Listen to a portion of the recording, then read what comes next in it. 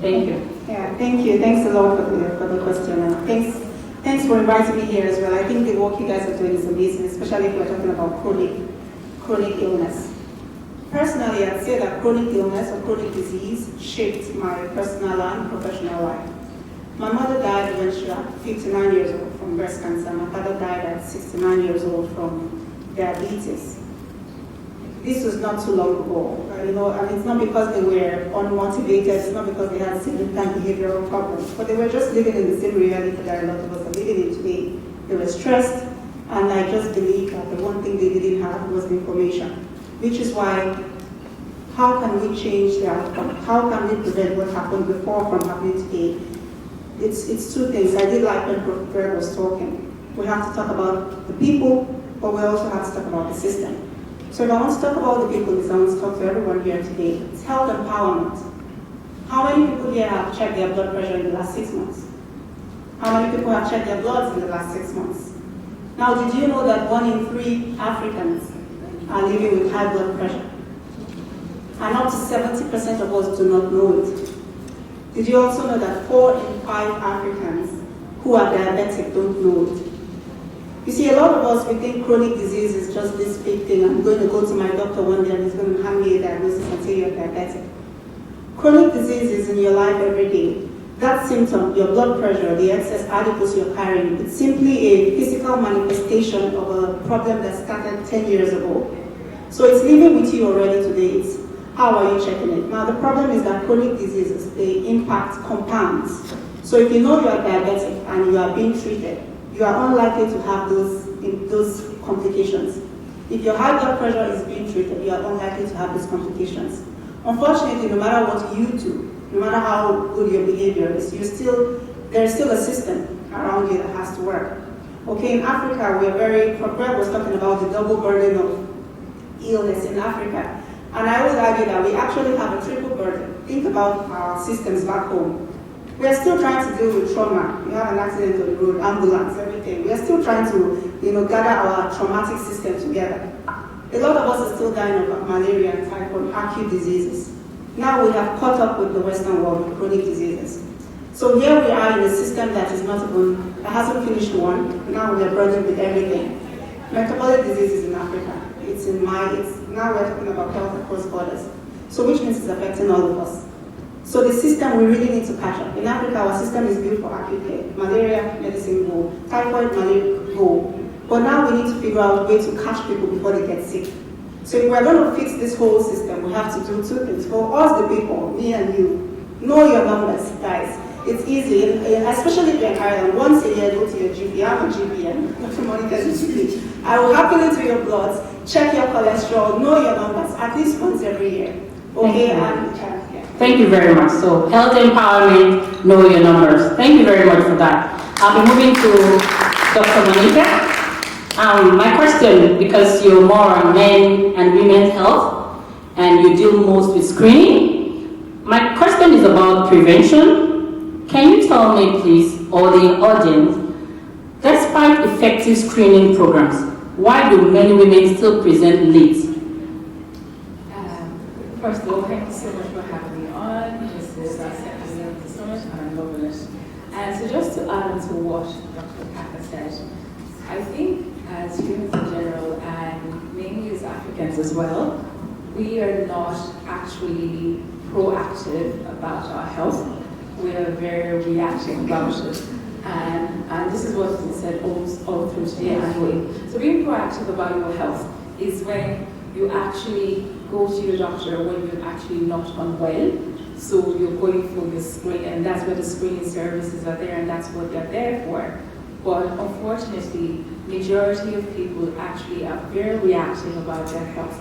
And it's when they're having a massive headache, or they're unable to sleep, or they're having palpitations, and then they go to their doctor, and then you have a very, very high blood pressure that when it was lower, if you had gone to your doctor, you would have known that that was happening. So another thing as well that has happened is that there is still a lack of awareness when it comes to the services. I say this all the time that yes, the Irish healthcare system is not perfect, but it's brilliant. And we have a lot of screening services that we can avail of for free. You don't have to be a citizen. You, as long as you're a resident and you have a PPS number, you can avail of these services. There is the cervical screening services that starts from age 25.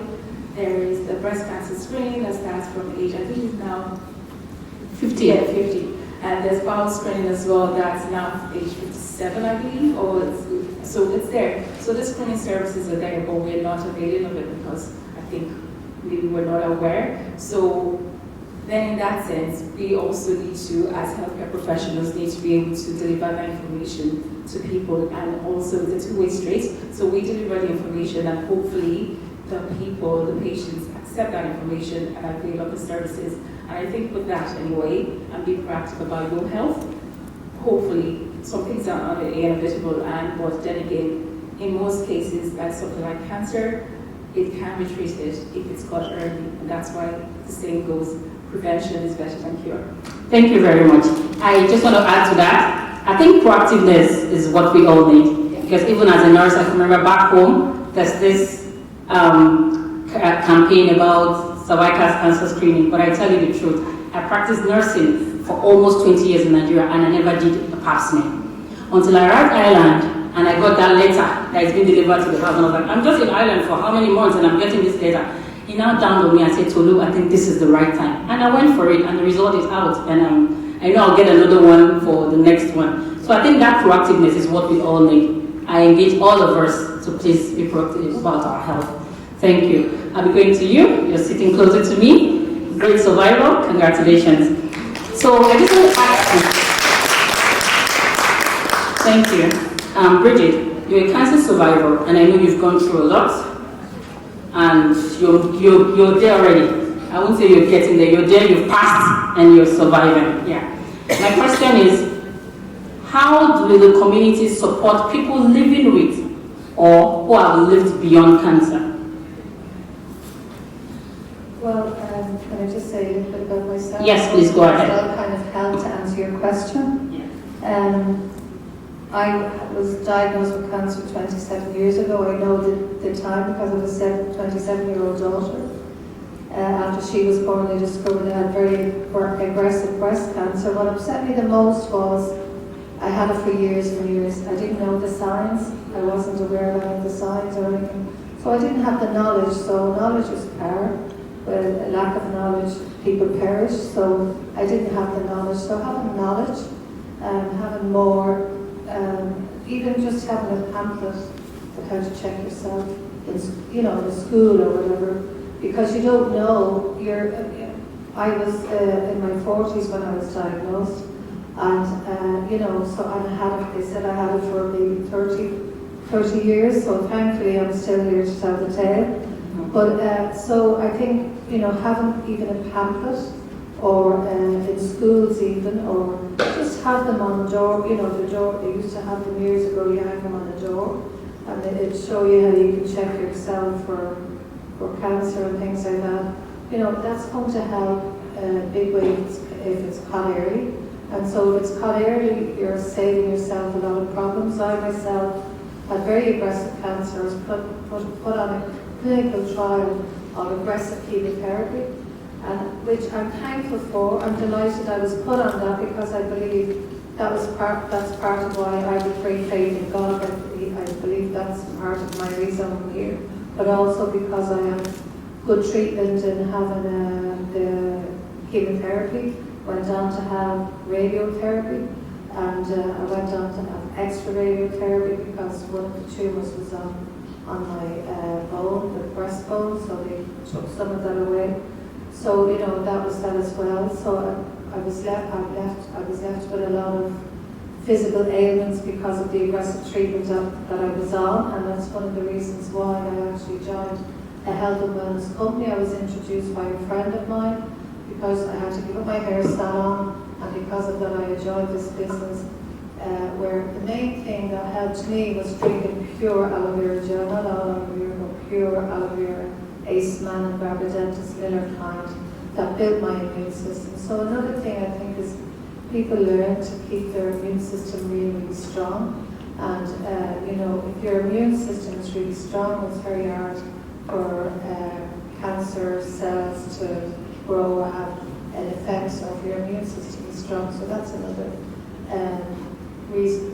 That's another thing that I think people should be, aware of as well. That I didn't know anything about building your immune system. I know doctors do and nurses do, but as a normal lay person, I certainly didn't know the importance of building your immune system.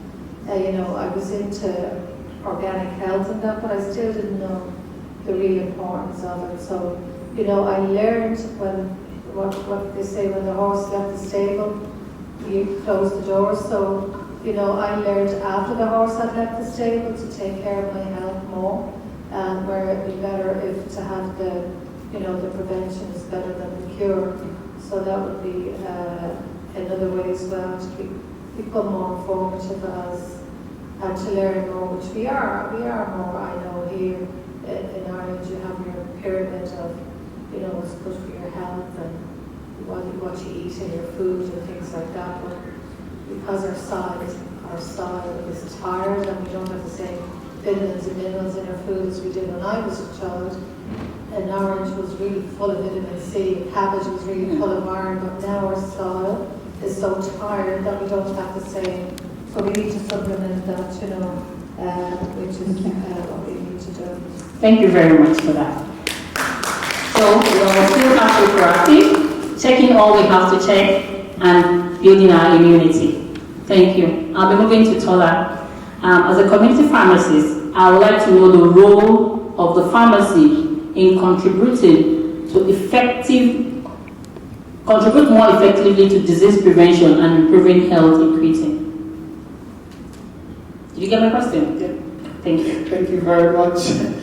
So first of all, pharmacists are usually the first point of call in the community for people looking for advice, concerning their health or any concern they may have.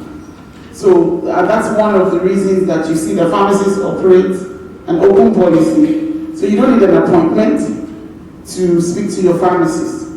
So one of the things that we do as pharmacists is health education. We've heard a lot about that, So when you come in, you have a question, the pharmacist is there.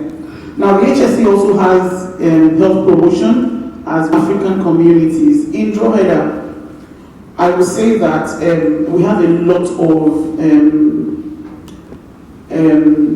people coming in from wherever. They are refugees, okay? Some of them have language issues. So let me just use maybe Ukrainians, for instance. When Ukrainians came into Ireland, and I noticed that there were a lot of them, we have a Ukrainian staff. She's lived in Ireland 20 years. I just sent an email to all the doctors in Drogheda saying there's someone that speaks this language here. So as a result, it took a while, but people come in because they just want to speak to someone that understands their language. So giving that open access, bridging the gap any way you can, giving them that opportunity to be able to make informed choices is, it's very important. Thank you very much. And that is the health equity we're talking about. For everyone to be able to access healthcare, even to as minimum as translation, getting somebody that will help you communicate to the healthcare provider your problems, and then you can get replies immediately. Thank you for that. I'll just go through now. You just have 1 minute each to run through the next question. So for Dr. Kaka, can you tell us where should we focus on? How do we encourage lifestyle change without placing blame on individuals? Okay, so I'll come at this from the obesity angle, since that's what I do. Anyone who's coming in to me to discuss obesity, they come in like this: Dr. Kaka, I've been trying, I've done all the diets, I've done everything, and I've failed. So they already condemn themselves, and they're looking at me just expecting me to just condemn them as well and say, okay, now. And the moment I open my mouth, the first thing I always say to my patients, but do you know that obesity is not your fault? And as soon as, immediately you say that, the environment changes, the tension changes, the guards are dropped, you're talking to a different person. And then I start to explain, obesity is a problem with signaling. Your hunger hormone, your satiety hormones, they're all over the place. That's the problem. You find yourself overeating not because you're not motivated, but because your systems, your breathing is banging all the time, your left and I start using scientific things, but I try to explain it. But then I try to then invite them into the conversation. It's not your fault, but your health remains your responsibility. And here I am here now to give you the tools for you to take responsibility of your health. I drive a car. If it stops on the M6, it's not my fault. But I still have to pay my mechanic. Okay, so then I give them the tools. Listen, there's treatment available, there's support available. I'm happy to support you. There's nothing wrong with obesity treatment. They have been well researched, they are safe. We're happy to support you. And once you do that, once you take the shame and the blame away, and you put the power back in the person's hands and give them back what I call agency, and that makes all the difference. So what I want to say, the last thing I want to say is if all of us can become health educators, if everybody here takes the initiative to educate one other African family, this is how we will begin to change our community and our continent at large. Thank you very much. And to you, Dr. Monica, what role can healthcare professionals play in improving trust and participation in screening programs?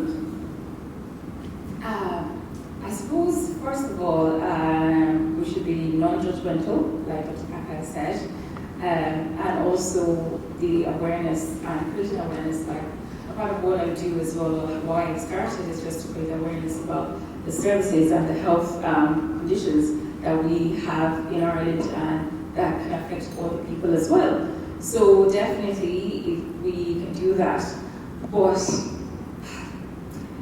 there is only so much we can do because it's up to the individual to actually do that.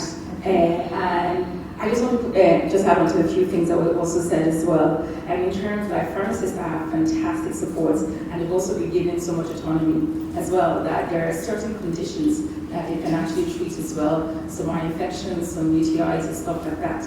So even though you don't have a GP, like you have that resource there, your pharmacists are there. In terms of the community and post-cancer care as well, there are organizations that you can actually reach out to that can support you in various aspects of your life. So the resources are there. The AHSI website is fantastic.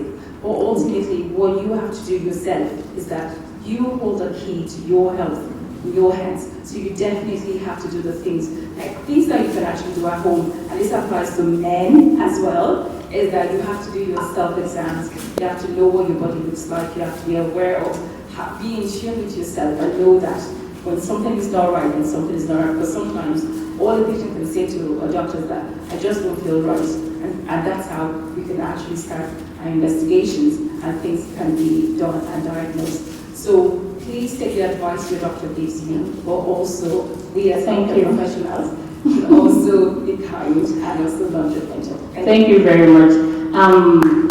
Sola, the next question is for you. We've already answered it in your first submission, but I'll just read it out and then I'll say where you answered this question. So it just said that what opportunity exists for a stronger collaboration between pharmacies and the wider healthcare team system? And I think that was where you said when you get people who cannot communicate in English, you send mails to all the GPs for them to be aware that you have a translator who they can use to get across. So I think that answers that. Or do you want to add to it? I just want to add something. Thank you. Basically, the purpose of collaboration is for better patient outcome and patient safety.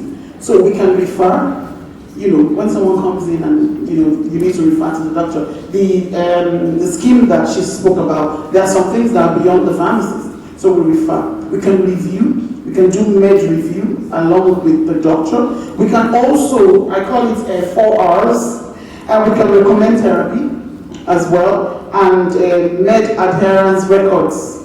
We can check, is she taking it? When they come in, even you can, have one-on-one with them, and then send an email to the doctor saying this is, and then we can communicate effectively with them as well, with other healthcare professionals. Thank you. Yeah, thank you. Bridget, your last message to every one of us, please, in 30 seconds. I was thinking something there that I meant to mention before. Listening to the doctors, and I know you're primarily nurses and doctors here, I think the doctor on our advisory board always said if he himself took on nutrition into his practice, that if more doctors took on nutrition, that we have complementary medicine, that would help people a lot, and that's something that my oncologist actually agrees with that, and he recommends the drinking gel that I take. So I think I would love to see more, and I know I'm in my business 20 years.